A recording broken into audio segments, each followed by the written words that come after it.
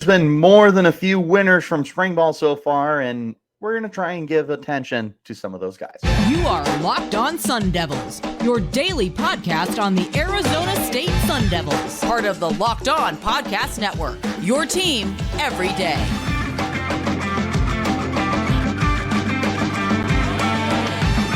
Welcome back to the Locked On Sun Devils podcast, part of the Locked On Podcast Network, your team every day. My name is Richie Bradshaw, and I will be your guide for everything Arizona State Sun Devils. A special shout out to my everydayers who are here every day, and thanks for making us your first listen of the day. Don't forget to hit like, subscribe, and turn on notifications wherever you're getting your podcasts, and stay in touch with the show by following me on Twitter at RichieBrats36 and the podcast at LO_Sun Devils. Today's episode is brought to you by GameTime. Download the GameTime app, create an account, and use code LOCKEDONCollege for $20 off of your first purchase. Ladies and gentlemen, welcome back in on today's edition of the show. We are going to be looking at spring ball as we have been the last couple of weeks. But now that we are at the halfway point, it feels more than fair to take a look at the guys who have done the most for themselves. And there have not been losers. There's not been a player that has gone through spring ball so far that has hurt their chances or anything like that. In fact, I feel like a lot of these guys, especially the new faces, have done a lot to stand out and to show off, hey, I'm new here, but you should pay attention to me because I don't know if you know this, I'm kind of a big deal. That's some of these guys.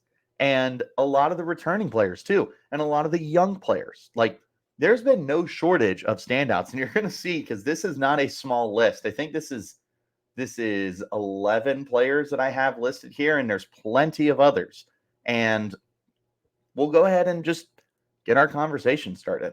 There's a litter of pass catchers that we have to list here, and we'll go ahead and start our conversation there. To me, the biggest winner on both sides of the football has been Troy Omeire. And Omeire is not a small receiver, over 200 pounds, 6'3" to 6'4", depending on what the official measurements are when he gets out of college, because we all know that college will measure you a little bit bigger than what you actually are. But Omeire's a beast, man. We saw glimpses of him last year during the regular season, the ability to just post up on guys, get those 50-50 balls, and show off exactly why he is worthy of getting significantly more playing time. And he's kind of a unicorn in this room as well, because there's big receivers. Elijah Badger's 6'1", and they've got guys that are well above the 6-foot range for the vast majority of the players. But Omeire is very unique in the way that he can get those high point footballs where you just put it in his zip code. He's a little bit different compared to those other guys. He just has something that they don't possess. It's God-given talent that Omeire has. With a guy like Omeire, you hope that he's able to continue building steps and get better and better, and that's what we've seen in spring ball so far. There has not been many guys, if any, who have been able to lock up and really give Omeire a run for his money. He's had good coverage on him, but somehow, some way, he is outproducing against that coverage. Like, again, it just, sometimes all you can do is tip your cap. And Omeire has the ability to be that player of like, hey, there's not much I can do. He's just bigger, stronger, faster than me. There's nothing I can do. That's what he's looking like right now, as he is arriving as that kind of player. Very exciting to see. But he's been far from the only receiver who has been really winning training camp. The next guy I want to talk about is someone who has caught my attention from day one, and that's Kaleb Black.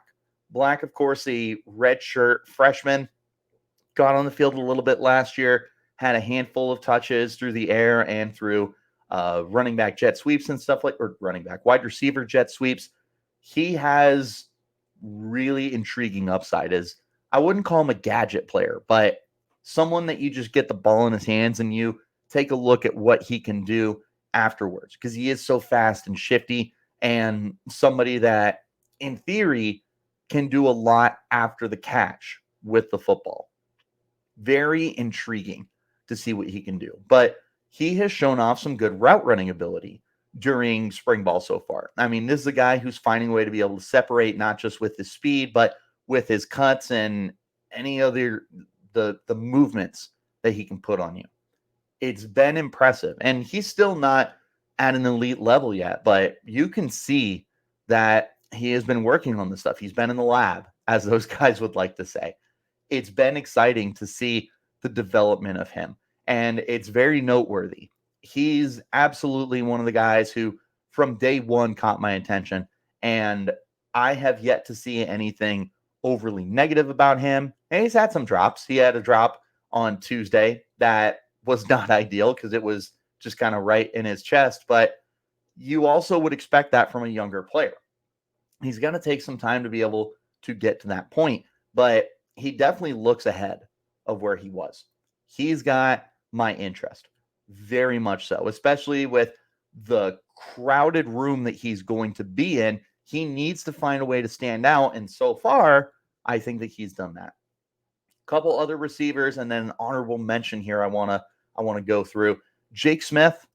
Jake Smith dominated last year during training camp.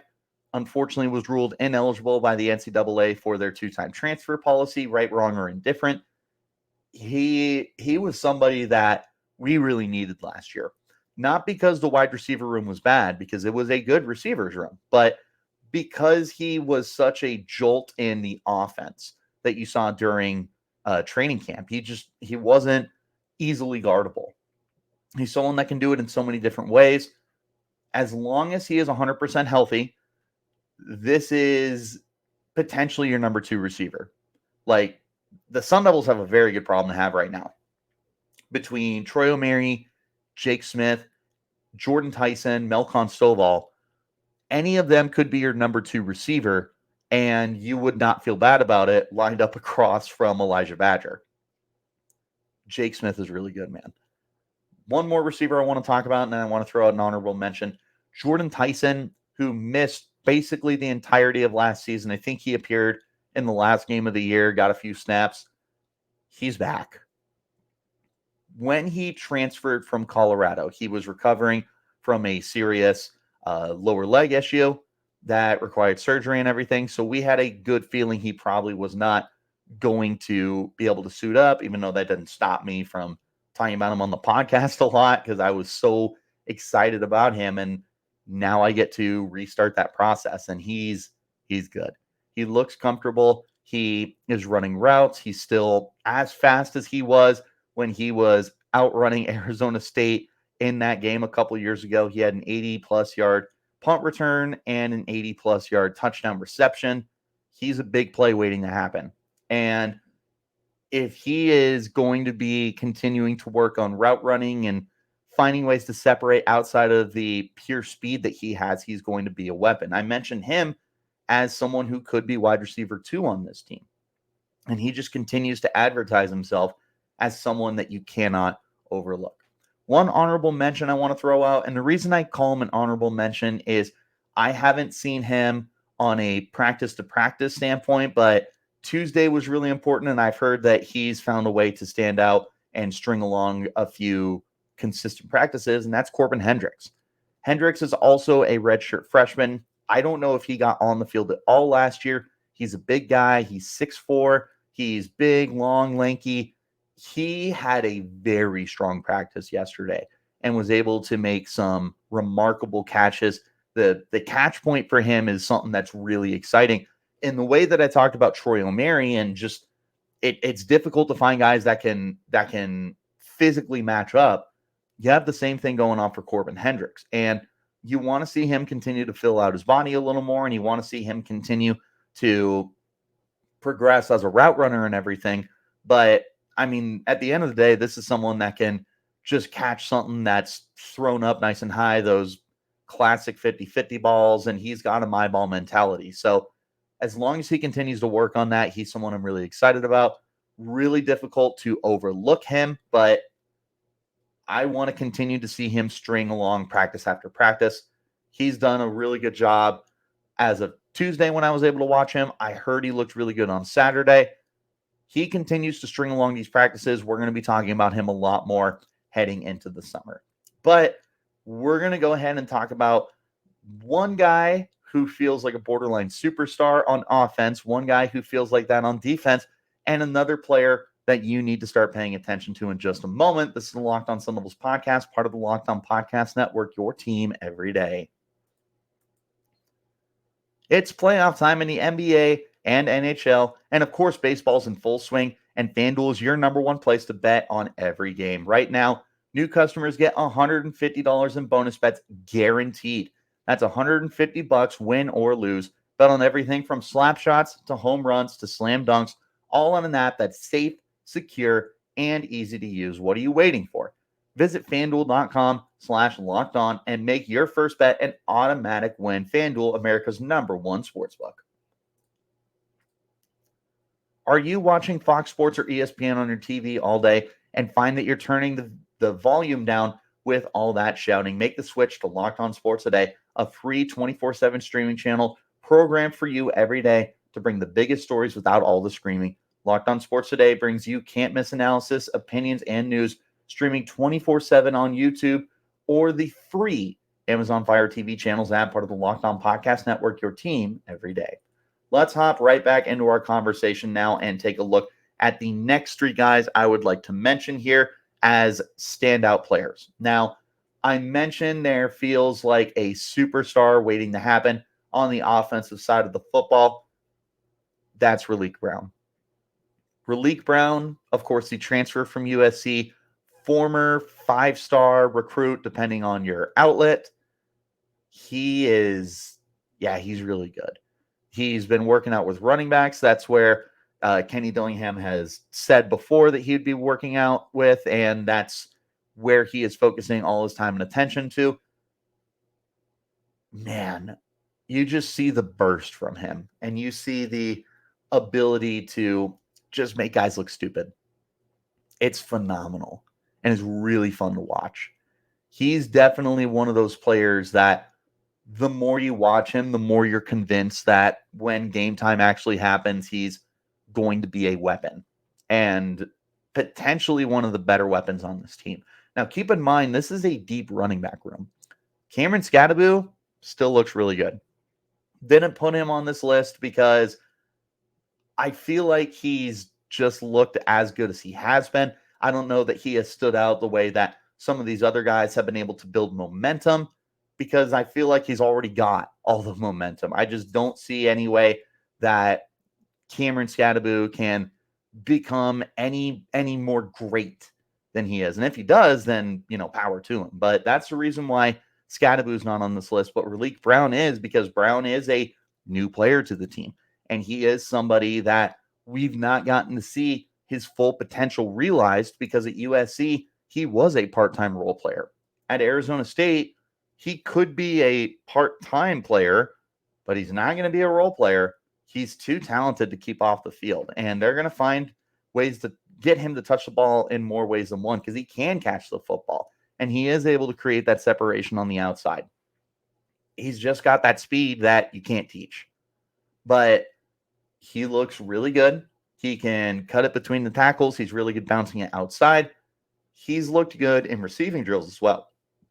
He has been able to put guys on skates. Like, it's just so fun to watch when he gets on the football field and see everything that he can do that defensive backs can't keep up with.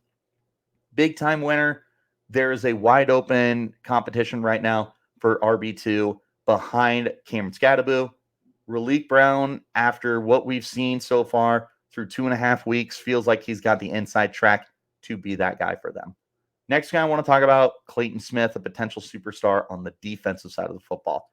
He finished second on the team in sacks with 4.5. He felt unstoppable over the last month and a half of the 2023 season.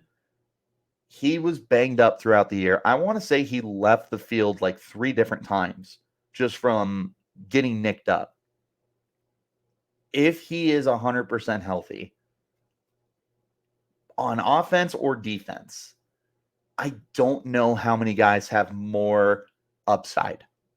He's again, like Raleek Brown, former 5-star recruit, depending on where you look, transferred from Oklahoma, comes to Arizona State, immediately finds a niche in a rotation that included Prince Dorball and BJ Green.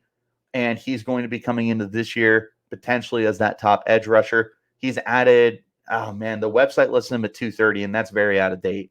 He's got to be close to 245, 250. I mean, he looks bigger. He looks more filled out. And he looks good.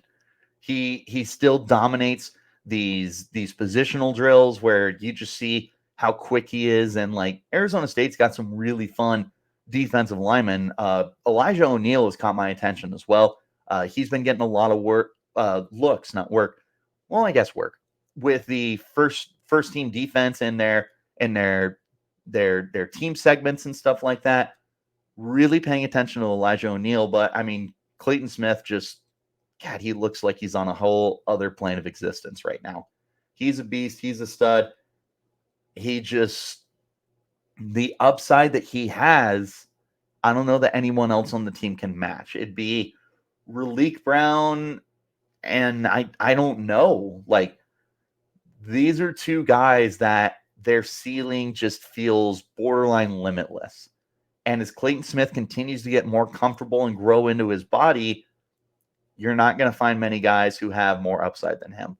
One more guy I wanted to talk about on the defensive line, Jacob Kongaika. And Kongaika is someone that I brought up before, and he's somebody that has stood out to the coaching staff himself. There was one of the first days I was out there, he's doing drills, and you have coach saying, pay attention to Jacob. Great rep, Jacob. I want everyone to look at what Jacob's doing. And you kind of feed into that, and you're like, okay, this is a guy that you could really see having a significant role with the team and a player that you might be hard pressed to keep off the field. And Arizona State has really valued their defensive tackles through the transfer portal the last 2 years. 2022, it was Nessa Jade Silvera. He comes in from Miami, immediately slots into a starting role, and he is a key contributor. Last year was Deshaun Mallory. Transfers from Michigan State, same thing. He immediately steps into a role and is one of the best players. Jacob Kongaika comes from U of A, so happy to see he came to the good guys, and he's already showing off. He's already looking like one of the most impressive defensive linemen, edge rusher, interior, whatever. It's very difficult to go through practice and not notice Jacob Kongaika just looking like that teach tape. And again, the coaching staff would agree. They are consistently saying, look at what this guy's doing. I want you to see the way that he does A, B, C, D, X, Y, Z. He is looking like that kind of guy that demonstrates for the younger guys or the guys who are really raw and haven't had a ton of playtime experience. He's looking like potential teach tape. And that makes him one of the biggest winners for either side of the football. Just to have the coach's attention and the coach's respect to be like, this is the guy that I want you to model your game after. That's difficult to say there's much better than that. Jacob Kongaika, absolutely one of the biggest winners so far from spring ball. Now, there's a few more guys I want to talk about that are out in the secondary. One of them is incredibly obvious, as he is one of the darlings of the Locked On podcast, or the Locked On Sun Devils podcast. But the bottom line here is there's a lot of guys in the secondary that look really good. And we're going to talk about them more in just a moment. This is the Locked On Sun Devils podcast, part of the Locked On Podcast Network, your team every day.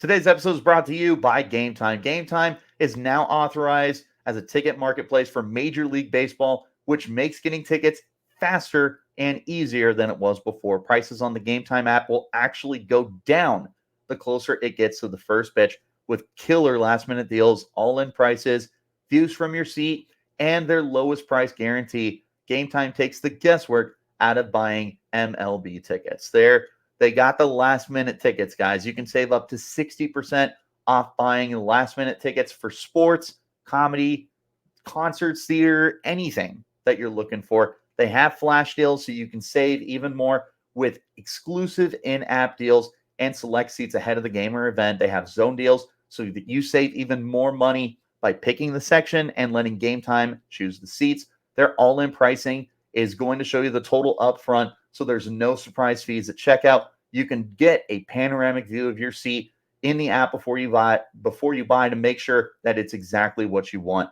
The lowest price guarantee is my favorite part of GameTime because they're going to credit you 110% of the difference if you find cheaper tickets in the same section and row for less.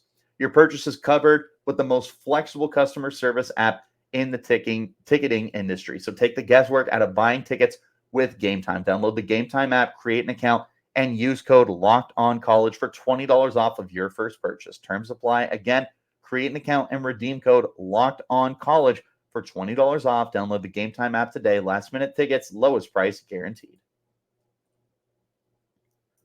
One more time, wherever you're getting your podcast, hit like, subscribe, turn on notifications so you get an update whenever we post new content. I appreciate you guys for tuning in and making us your first listen of the day. And a shout out to my everydayers who are here every day.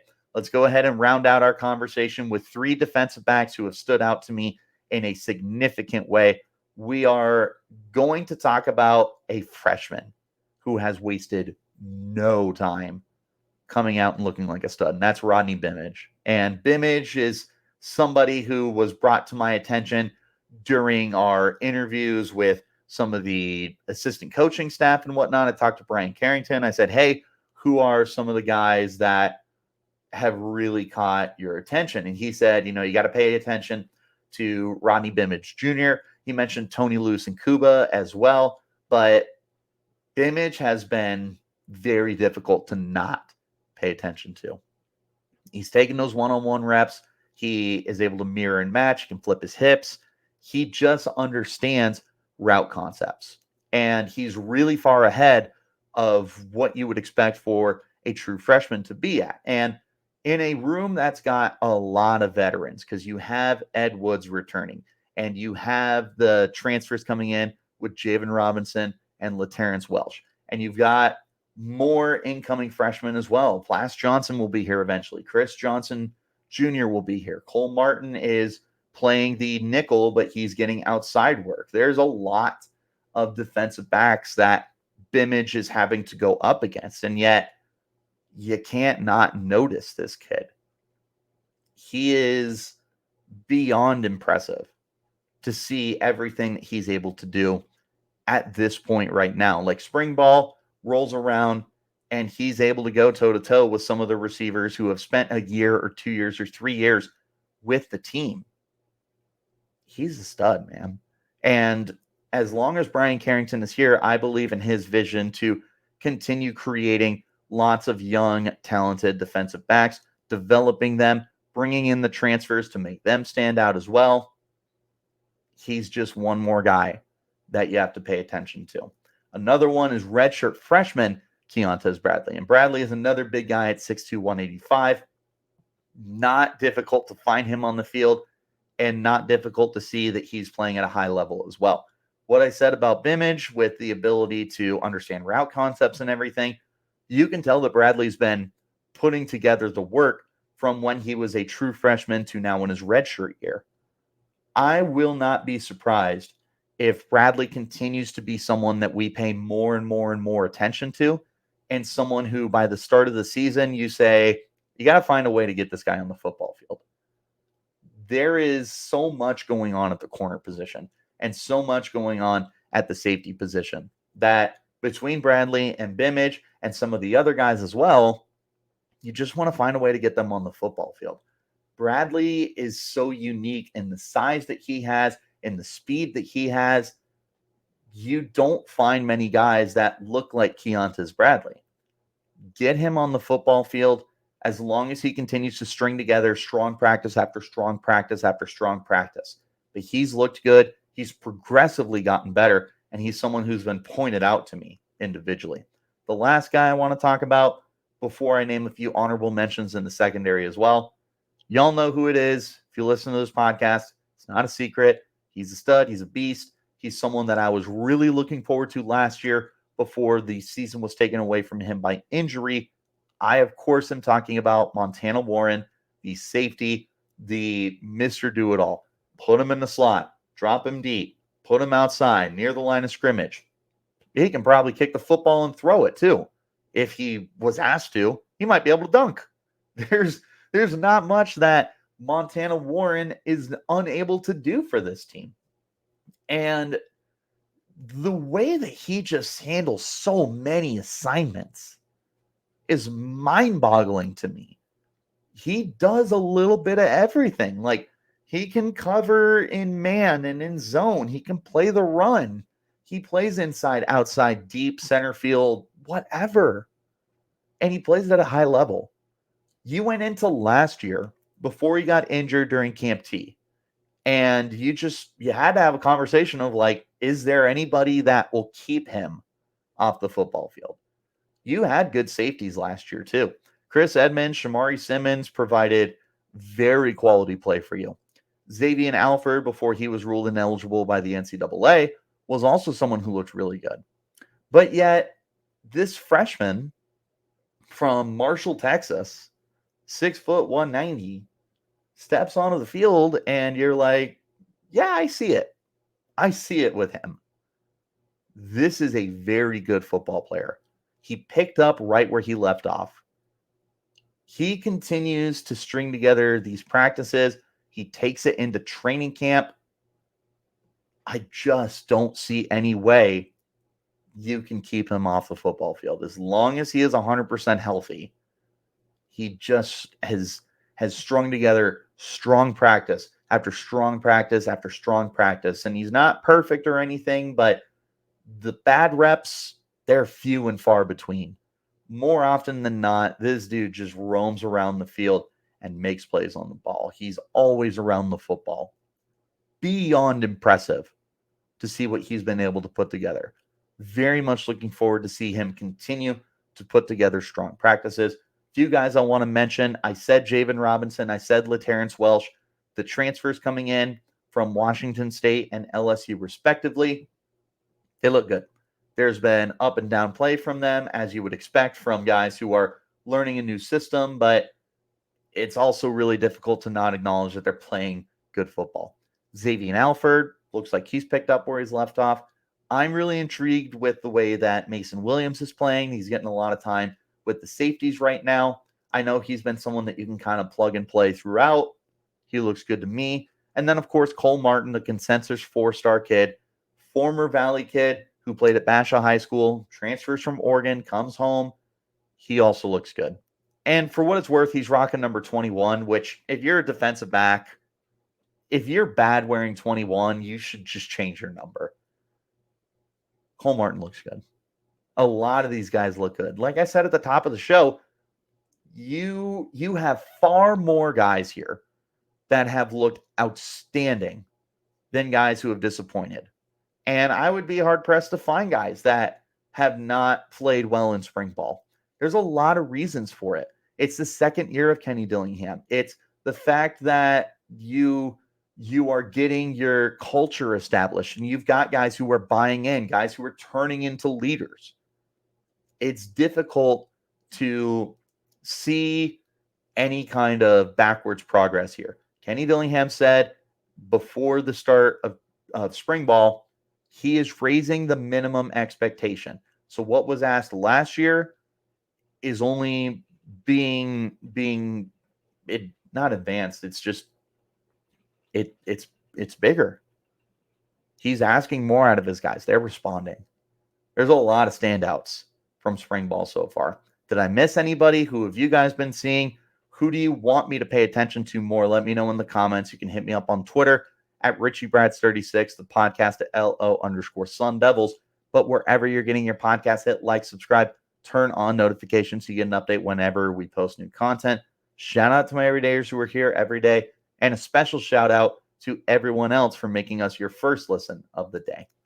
We will be back again tomorrow, as I will be at Thursdays training camp, spring ball, whatever you want to call it. We'll be back. We're healthy. We're feeling good. I'll keep you guys up to date. So tune in, hit that subscribe button. Until next time, you keep it locked right here on Locked On